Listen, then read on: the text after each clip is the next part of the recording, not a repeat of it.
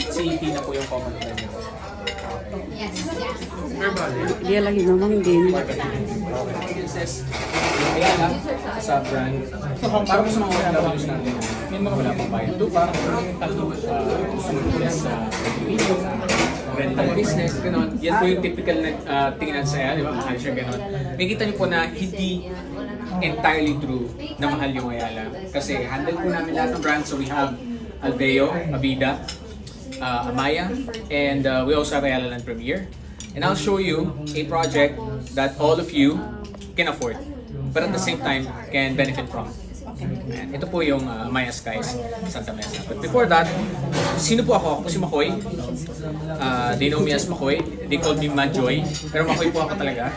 Ayan po. Mark Gregory Medina, dati po akong teacher. Dati po akong English teacher. And dito na po ako ngayon sa real estate. 3 years na po ako nasa real estate. And part of Ayala po ngayon. And we are international property specialists. Dinedeploy po ako sa Hong Kong. Galing din po ako dito last November and December. Pangalawang balik po sa Hong Kong. Looking for you guys, OFWs. Ito yung aking manager. Nakita niyo po siya sa labas, si Sir Carmelo. And Amaya. Let me discuss to you po Amaya and how easily you can invest in an Amaya property. So, tayo po kasi nagtatrabaho tayo overseas and of course meron tayong savings. Tayo. Kayo po ba nilalagay nyo sa bank? Nakapag-save po ba tayo? And we also, syempre, priority natin magpadala sa mahal natin sa buhay. Ngayon, tuturo ko sa inyo yung way para hindi lang natutulog din sa bangko yung pera natin. We can also allow it to grow in a way na matatalo yung inflation. Kasi the problem with letting your money sleep sa bank is inflation catches with it. So yung inflation, when siya, yung 1,000 mo sa grocery and liit na lang nun, 5,000. When it comes to properties po, bahay man yan, lupa man yan, or condominium man yan, mabilis ang value appreciation. Nag-grow siya in value. So kunyari, yung bahay ko nung 2018, 1.8 million ko siya nakuha. Total price yun. Ngayon, nasa 3.9M na siya pag kumuha ngayon. Pero because kinuha ko siya ng 1.M pa lang siya, that's the only thing I'm paying for. Hindi ko kailangan maapektuhan ng price increase. Kasi kinuha ko siya that time. So yun po yung aming tinuturo sa inyo. So this is Amaya, and this is Santa Mesa. Familiar po kayo Santa Mesa? Sa Manila po. Sino po taga Manila dito? Meron po ba taga Manila? How about sa... saan po kayo mostly? Provincia? Rizal. Nueva Ecija po? Kayo? Ayun, okay. Nababahain yun. Meron din po kaming project sa Iloilo, which is Amaya Escapes Iloilo. House and lot po yun. Meron din po kami sa Pampanga, Amaya Escapes Pampanga. And papakita ko po sa inyo, through Santa Mesa muna, yung itsura ng aming terms. And Malapit sa PUP. malapit, tabi po ng PUP. Katabi po siya ng PUP. Amaya Sky Santa Mesa. Bakit ito po yung pinapakita ko sa inyo? Kung galing po tayo sa iba't ibang palok ng Pilipinas. Ito po yung aming isa sa pinaka-in-demand properties. In fact, in just 3 months, in the span of 3 months, nasa 4 po ang kumuha sa akin sa Amaya Sky Santa Mesa. Magiging 5. And the reason for that is because yung rental dito mataas. Sino mo yung mga nagre-renta? Estudyante. Estudyante. Perfect. Dahil katabi niya PUP, malapit siya sa Katipunan. Ano yung nasa Katipunan? UP, Ateneo. Ano pa yung malapit? TAC. Ano pa yung malapit? UE, University Belt. So ang magiging kausap po ng mga may-ari ng unit, magulang ng estudyante. Siyempre, kung ikaw magulang ka, tapos mag-aaral sa maayos sa school yung anak mo, saan mo sila gusto mag-stay kung gusto nila mag-dorm para hindi sila kumita sa condo? Kung sila lalagay sa nahihirapan sila. Diba? So dito po, Amaya Sky Santa Mesa, yung rental demand mataas. At the same time, you have tenants who are doctors or in the medical field. Bakit? Andito po UERM, St. Luke's QC, malapit. So pati po professionals nagre-renta dito sa Santa Mesa. Now, bakit sa Santa Mesa? Gitnang-gitna po siya ng lahat. Papuntang Sampaloc, papuntang San Juan, papuntang Quezon City, even papuntang Cubao, may Quirino Avenue. Gitnang-gitna po siya ng Manila. Ito po yung tsura niya. Nasa gitna siya ng Manila and QC. So strategic po yung location niya. Almost everyone doon sa Greater Manila can access yung Santa Mesa. And ito po yung pre-selling project na pinapakita ko sa inyo. Pinapitch ko siya sa inyo. Amaya Sky Santa Mesa Tower 2. So, ito po yung ways kung paano mag-commute or travel sa Mayos Quezon Santa Mesa, and what makes it even better kasi meron tayo Skyway Stage 3 connecting it to NLEX and SLEX. You also have yung classic LRT2, yung sa recto na LRT, and then you also have connector roads, hindi lang train. Meron din tayong mga kalsada tulad ng NLEX, SLEX connector road to make access easy sa place, and Quirino Avenue papuntang Cubao. And if you're familiar po with Cubao, kahit anong bus po sa Manila may pa-Cubao. Kahit nga Leyte may papuntang Cubao eh. So that's the reason why ang Mayos Quezon Santa Mesa sobrang accessible. Aside from that, you have Espanya po. Ano po yung nasa Espanya na university? Santo Tomas. Tama, UST. So that's why in demand yung Santa Mesa. Students are there as rental, yung mga nag-rent. So magiging kliyente nyo po, if you choose to get one unit here, are students. Right? And why is it affordable? Let me show you. Ito po yung itsura ng one bedroom. One bedroom unit, 20 square meters. Ito po yung model. So makikita niyo po may living area, may kitchen set, bathroom set, and then you have a partition going to the bedroom. Ito yung floor plan niya. So 28 square meters. Slightly bigger than isa pang developer in terms of units. Ito po yung computation niya. Hindi niyo po siya kailangan bayaran ng isang malaking loan. Kailangan mo mag-down payment ng 500,000. Uhulugan niyo lang siya monthly. Yung down payment po stretched. So it's at 21,000 pesos 666 pesos po monthly. If mag-reserve po today, next month pa po yun, end of March, yung first down payment. Ang reservation po, standard for all Amaya projects, except 25,000 pesos. Ibabawas na po yun sa total price, yung reservation. And ang purpose po ng reservation fee, kung ano man po yung address nyo dito sa Hong Kong, doon po ma-receive yung inyong temporary title, which is the contract to sell. Papadala po ng Ayala sa inyo yung titulo nyo ng property, contract to sell. So, that's CTS. Kahit down payment pa lang, may title ka na. Apo, CTS po tawag.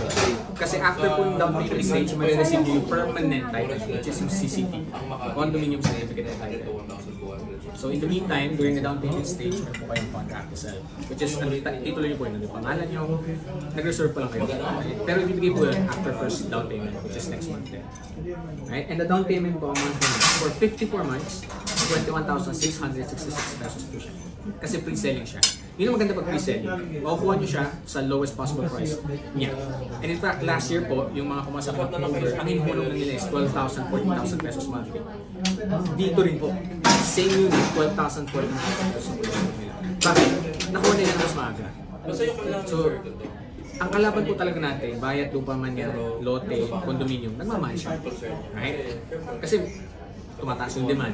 Hindi lang naman ikaw yung gustong mamuhay doon sa place eh. Diba? Pangalawa, inflation natin, tuloy-tuloy ang taas. Pangatlo, yung development sa area, magkakasaboy pa nga. So kaya siya nag-work. Over 4.5 months. 4.5 years. 54 months. Ngayon, meron po rin tayong studio. A studio unit, most of students po yung nagre-renta. So, yung studio units at 18.68 square meters, wala lang yung partition na nakikita sa 1.2. 14,000 na siya monthly. 40,000 pesos na siya monthly. Har kayo sige mahal. What you get, fully finished, ito po yung makukuha nyo pag turn over na yung property set. Meron siyang tiles, meron siyang bathroom set, kitchen set, and then meron na rin po siyang like provision for laundry. So meron siyang provision for washer and dryer, and then ceramic po siya, and then tiled na po siya, pati yung CR. Ang kailangan nyo lang po ilagay, furniture.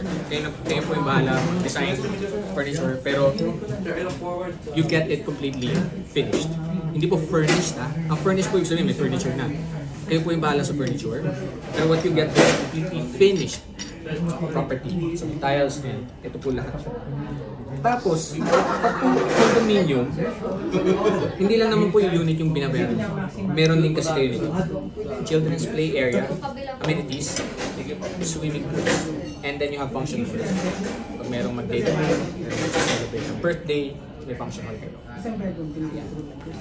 Amenities sa condominium. Yes, Anong difference, anong how can you encourage big difference niyan sa SNDC? Okay.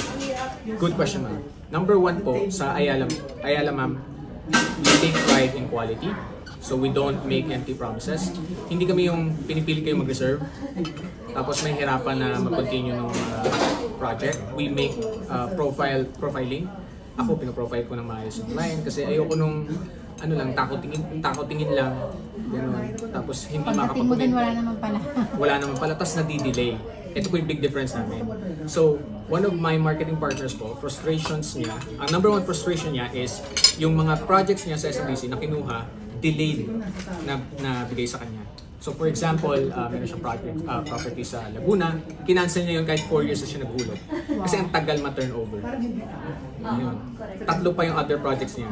Yung isa doon na-resell na niya, yung dalawa inulugan niya pa rin. Pero yung sa Laguna kasi, 4 years na niya inulugan yun, hindi pa niya nakukuha, so nag-cancel siya. Yung pera niya. Kaya nga po. Pero, may pera naman siya, ma'am eh.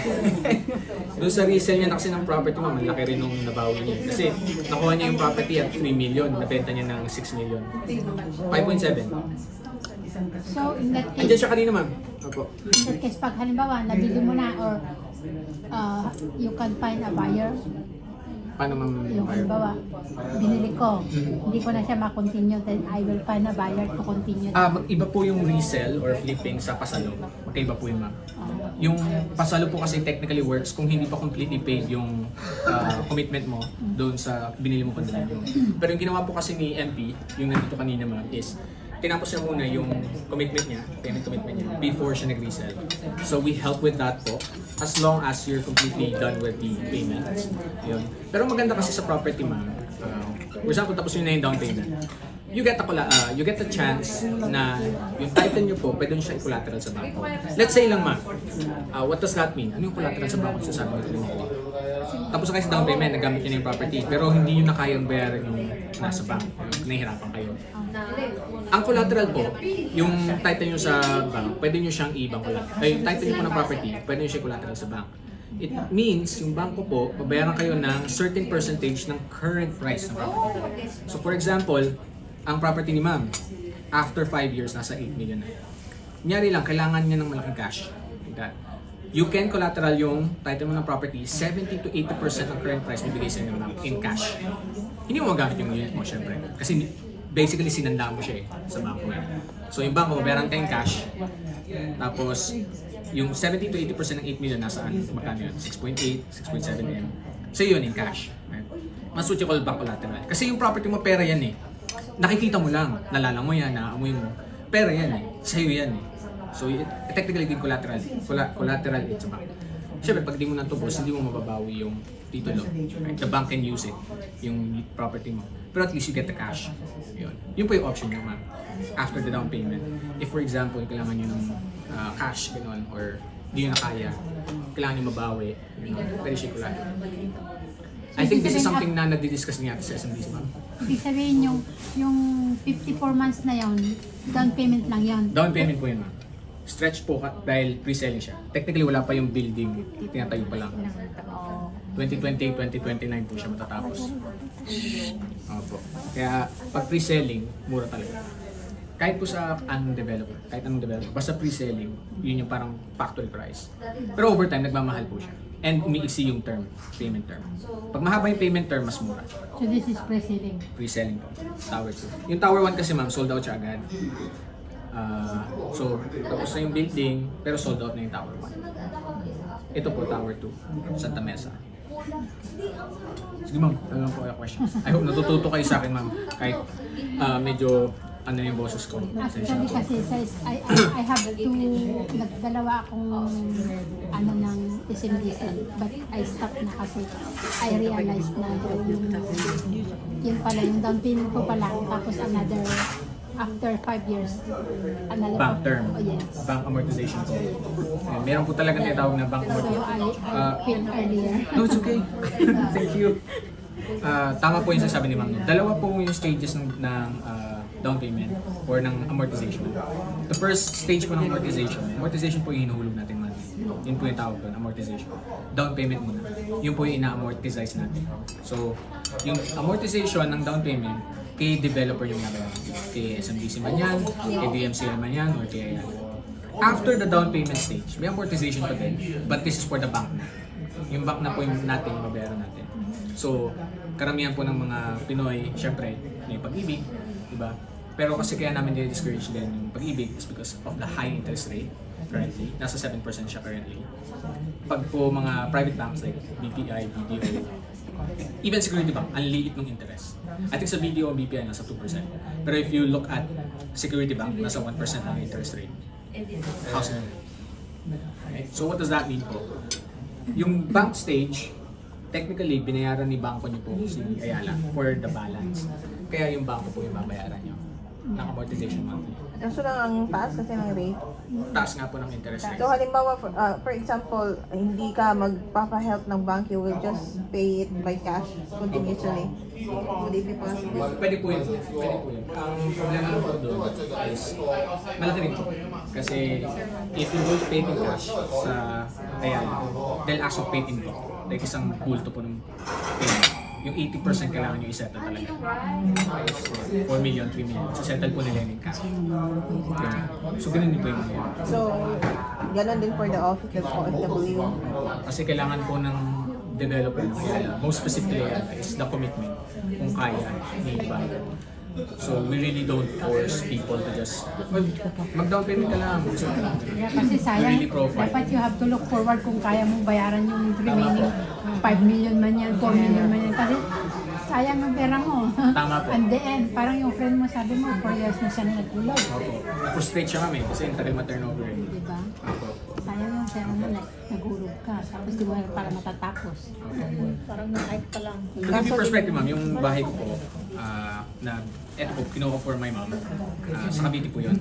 And ang hulog namin sa bangko, bank stage na po kami. Bali, doon na kami nakatira kasi tapos na yung down payment. Pag tapos na yung down payment talaga, ma'am, pwede yun na nandito yung property. Pero maghuhulog pa kayo sa bangko habang ginagamit yung property. Ang hulog po sa bangko is 15.5K. 15.5K for 25 years. Sir, excuse me. Ano po ba ang pinaka-cheapest nyo isipin sa PNC? Sa condo, ma'am, ito po, 3.6M. 3.6M siya. Lowest po sa condominiums. And then sa house and lots po, meron kaming 2.5M sa Rizal. TCP po yun, total po yun. Yung sa Rizal, ma'am, ang range ng monthly amortization doon for down payment is 15,000 pesos monthly. Pero 2 years na. 2 years na mabayaran. Down payment. Doon sa Rizal. Saan sa Rizal? Sa Pinangonan. Maya Escapes. Rizal. Malapit na. And then we also have yung sa Iloilo kasi, ma'am, ano na siya, tapos na, ready for occupancy na siya. So medyo mahal yung ano niya, monthly amortization. Maiksi lang, 2 years lang, 24 months, pero 49,000 siya monthly. Maya Escapes, Iloilo. And then meron din po sa Pampanga. Sa Pampanga po nasa 18,000 monthly. 18? 18. So for example, nakabayad na si OFW no ng down payment, she's done na. Tapos hindi pa niya gagamitin. So would you guys help her to like, for example, nag-loan siya sa bank to pay the rest, the remaining, di ba? So would you help her like for example na paparent yung unit and then yung rest ng unit yun din ang imamonthly niya sa bank? Oh, meron po kami Ayala Property, APMC, Ayala Property Management Corp. So we manage the rental leasing. Tapos yung renta, yun ang pambayad. Yeah, sa bank, di ba? Parang gagawin nyo na lang, ma'am, is i-withdraw na yun na lang yung total yung small. I-withdraw nyo na lang po yung small. Kasi ang rental po may malaki. So mababayaran niya yung monthly, and at the same, yung monthly yung sa bank. And at the same time, may butal pa kayo. Depende talaga sa location. Kaya meron kami sa Santa Mesa, and meron din kami sa Makati. Kasi dito po yung matataas yung rate. Sa Makati nga po, pumapalo na lang 1,000 rental. So pwede Meron yun. kaming APMC, Ayala Property Management Corporation. Ang ginagawa po doon is, and we encourage you rin po, kunyari may property ko kahit ano man yan, na ipalisan siya instead of Airbnb. Kasi pag Airbnb kailangan handle kayo every day. Kunyari po may, paano pag yung naglilinis ng unit ma'am absent, diba? Yung stress po ng Airbnb, para ma-minimize siya, ipa-lease nyo na lang, long-term, short-term lease. May kontrata yung papel. Maka-indicate doon yung terms nyo with the tenants, ganun. Pag nakasira sila, ganyan. Tapos, monthly sila, syempre magbabayad sila. Para deposit na lang kayo ng deposit. Ganun po. Meron po kaming APM sa property management. How about po yung ano, dahil wala nga si may-ari, how about po yung arrangement ng HOA? HOA. I-settle niyo po rin yun, ma'am. Ang range po niya 80 pesos to 100 pesos po. So it is also by you? Like for example, from me to you sa kanila, Opo. gano'n? Kasi pwede po natin siya isama doon sa terms. Yung down payment. Isama natin yung butal doon. Para pati yung HOA fees at po asset use, mababayaran siya sa yan. Kantina, magbayad niyo itong ganda Philippines. Tama.